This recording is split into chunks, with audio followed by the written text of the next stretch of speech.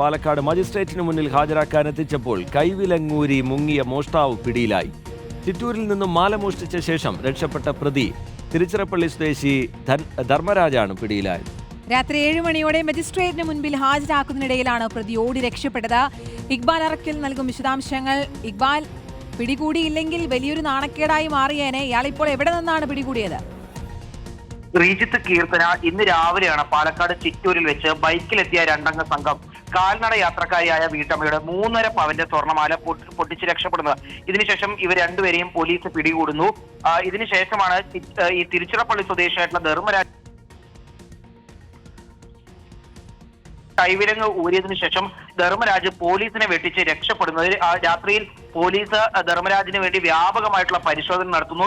ഇതോടുകൂടി ധർമ്മരാജിനെ കണ്ടെത്താൻ സാധിക്കില്ല. പിന്നീട് നാട്ടുകാർ ഉൾപ്പെടെ ഈ പരിശോധനയ്ക്ക് ഇറങ്ങി തിരച്ചിൽ നടത്തുന്നതിനിടയിലാണ് ചിറ്റൂർ ടെക്നിക്കൽ സ്കൂളിന്റെ ഭാഗത്ത് ഒളിച്ചിരിക്കുകയായിരുന്നു ധർമ്മരാജിനെ പിടികൂടുന്നത്. ഏതായാലും പോലീസും നാട്ടുകാരും ചേർന്ന് ധർമ്മരാജിനെ പിന്നീട് സമീപത്തെ ആശുപത്രിയിലേക്ക് എത്തിക്കുകയും ചെയ്തിട്ടുണ്ട്. ഏതായാലും ഇയാളെ വിശദമായി ചോദ്യം ചെയ്യും. അതിനുശേഷമായിരിക്കും തുടർ നടപടികൾ ഉണ്ടാവുക.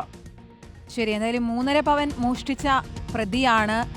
നാട്ടുകാരും പോലീസും ഒക്കെ ചേർന്ന് നടത്തിയ തെരച്ചിലിനൊടുവിലാണ് പ്രതിയെ പിടികൂടിയത്. ഇക്ബാൽ അറക്കലാണ് വിശദാംശങ്ങൾ നൽകിയത്.